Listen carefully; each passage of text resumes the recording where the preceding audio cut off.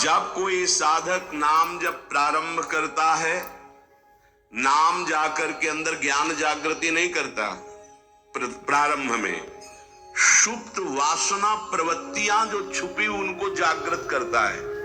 उठ और भाग यहां से। अब वो कुसंस्कार, दुर्गुण, दुराचार दल के दल वहां हैं अंतःकरण में। जैसे जैसे साधक नाम जब बढ़ाता है वैसे वो अपने बल के साथ प्रकट होते हैं। परमार्थ का साधक यदि सत्संगी नहीं हुआ तो वो समझता है कि ये तो बहुत बड़ा विघ्न सामने उपस्थित हो गया, हृदय जल रहा है और पाप वासनाएं इतनी बढ़ती जा रही। साधक में प्रारंभ में इनका परिचय ना होने के कारण वो पराजित होने लगता है कि अब तो बहुत गंदी बातें आ रही हैं, भजन रोक दो। अतएव साधक घबराए नहीं, इन विकारों के अधीन न हो, नाम जप रूपी परम साधन छोड़े नहीं। बिल्कुल मंगलमयी बात समझ लो, ये बात कई बार हो चुकी है, पर जो लिखा हुआ है उसे सुनोगे तो ज्यादा विश्वास हो सकता है। वैसे लगेगा ये अपने मन से कहते हैं।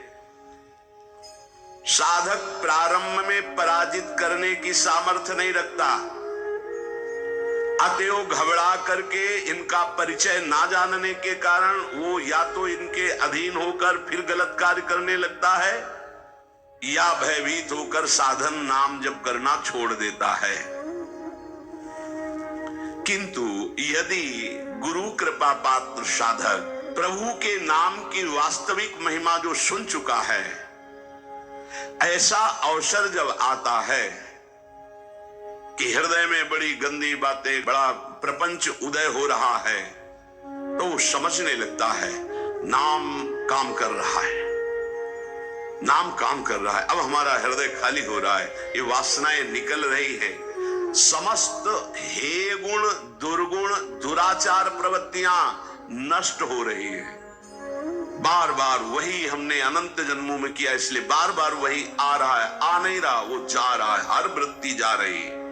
अतएव और नाम उच्चारण बढ़ाए और सत्संग सुने, जिससे हिम्मत बनती जाएगी। घबराओगे नहीं, बड़ा भारी युद्ध है, एक दिन में सब डिलीट नहीं हो जाएंगे। धीरे धीरे जिन गुणों से भगवान रीझते हैं, ध्यान देना, एक विकार गया, एक गुण आ गया, वो विकार की वृत्ति गई, दूसरा गुण आ गया, खाली नहीं रखता।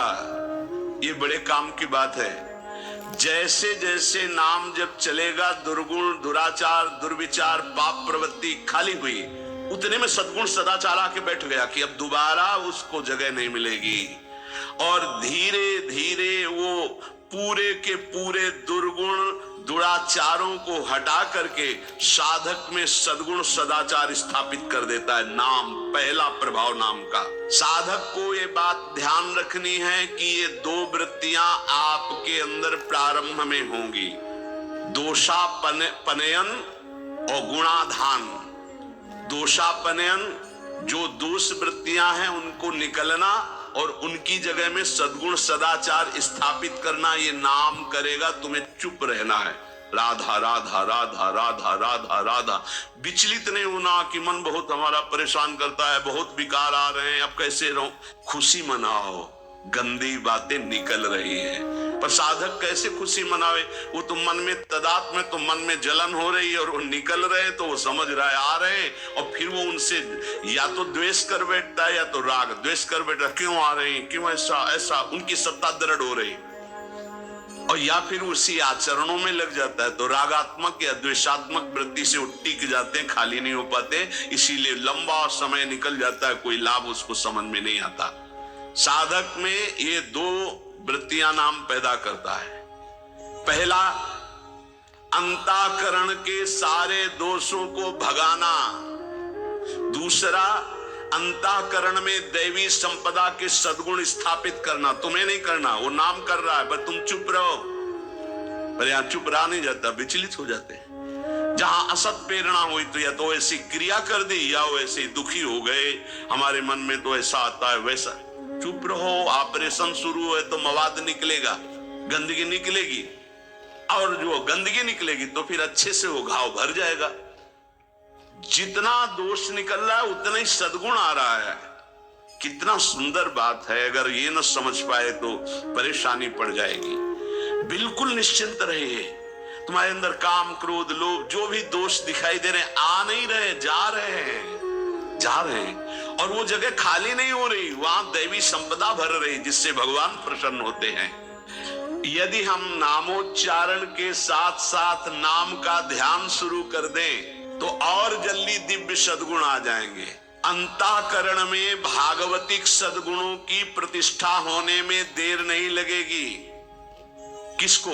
जो नाम जपने के साथ नाम का ध्यान करता है या नाम जपने के साथ रूप का ध्यान करता है। दुर्गुणों, दुराचारों की जो प्रवृत्तियां हैं, बहुत सुंदर सुगम उपाय है उनके निकालने का नाम जप। नाम जप से ही निकलते हैं। सद्गुण, सदाचार ये खाली हृदय में आकर बैठने लगते हैं। बहुत बढ़िया प्रक्रिया है, बस समझ लो, कोई प्रश्न नहीं रह जाएगा। जैसे जैसे तुम्हारा भगवत चिंतन अधिक बढ़ेगा तो काम, क्रोध, लोभ, मोह, मद, मत्सर ये पूरा का पूरा अपना प्रभाव दिखा के नष्ट हो जाएंगे। ये पूरे के पूरे नष्ट हो जाएंगे, ऐसा शब्द नहीं आया, प्रभाव दिखा के नष्ट हो जाएंगे। जितना इनमें पावर हो पूरा पावर दिखाएंगे तुम्हें परास्त करने के लिए। नाम छोड़ दो, संसार में आ जाओ। और जो साधक जमा रहता है, राधा राधा राधा, अब उनके अनर्थ और दुष्परिणाम और अनिष्ट चिंतन ये सब कुछ छूट गया। नाम से पूर्व पाप भस्म हुए। वर्तमान का जो अनर्थ है, दुष्परिणाम है, अनिष्टकारी चिंतन है, वो छूट गया। अब उसके हृदय में आनंद का प्रादुर्भाव हुआ। अब उसके हृदय में भगवत स्वरूप, पवित्रता, शांति, संतोष, निर्भयता, निश्चिंतता, समस्त दैवी संपदा प्रकाशित हो गई। अब तो एक एक नाम के साथ उसको स्वाद मिलने लगा और दिव्य स्वरूप भगवान का उसके हृदय में झलकने लगा। अब भगवान के रूप की प्रतिष्ठा उसके मानस नेत्रों में हो गई। पूरा का पूरा प्रकरण ध्यान से बार बार सुनना। अब उसके हृदय में जो आनंद आया, उस आनंद में उसे आत्म स्वरूप का बोध हो जाता है। मन अद्भुत आनंदित, तो भगवत दृष्टि जागृत हो गई। ये दो अधकचरी दशा के नाम जापक होते हैं, इनकी बड़ी दुर्दशा होती है।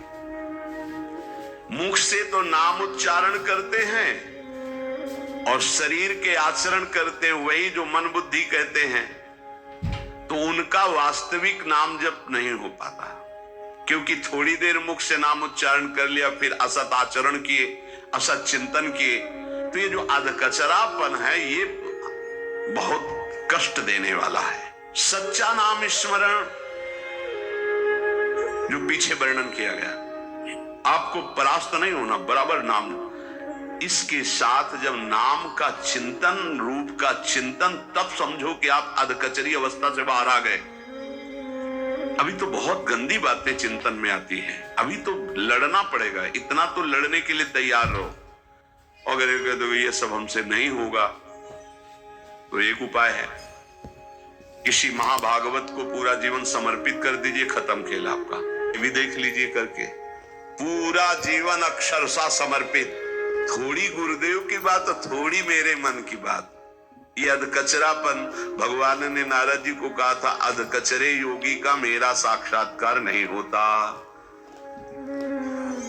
थोड़ा गुरुदेव की बात माननी है, थोड़ी अपनी बात माननी है। अधकचरापन, पूरी बात गुरुदेव की माननी है, बस बढ़िया बात बन जाएगी। जब निकले वो मूड़े मुड़ा लिया है भगवत मार्ग में, फिर क्या, फिर अपने मन की बात क्या रह गई। नाम, नामी और नाम धारक तीनों एक हो जाते हैं। ध्यान दीजिए, अभेद हो गया। नाम, नामी और नाम धारक तीनों एक हो गए। नाम में, नामी में, नाम धारक भगवत स्वरूप, कोई अंतर नहीं रह गया नाम में, नामी में और नाम जापक में। ये परिपक्व अवस्था नाम की, जापक की हुई। नाम स्मरण की बात जिह्वा से नाम, कंठ से नाम, और फिर हृदय से नाम प्रारंभ हो जाता है, अंतरात्मा से। अब जब हृदय से नाम चल रहा है तो प्रेम स्फुरित हुआ, बस सब सामर्थ्य जागृत हो गई। प्रेम जागृत होते ही सब सामर्थ्य जागृत हो गई। भगवत प्रेम हो गया तो शेष सब बातें, लीला में प्रवेश, सेवा का अधिकार, सब भाव स्वरूप की जागृति, सब। जैसे बछड़ा आ जाए तो गाय रंभाती हुई स्वयं आ जाती है, ऐसे ही जहां उसके हृदय में प्रेम स्फुरित हुआ तो प्रेम लक्षणा भक्ति जागृत होते ही प्रिया प्रीतम उसके हृदय में आ गए। जैसे बछड़ा आ गया ना, गाय आ जाएगी, बछड़ा के पीछे रंभाती गाय, ऐसे ही प्रेम भाव जहां जागृत हुआ प्रिया प्रीतम आ गए। ये न किसी साधना से न योग से ये नहीं होता है, ये नाम से होता है, गुरु प्रदत्त नाम से।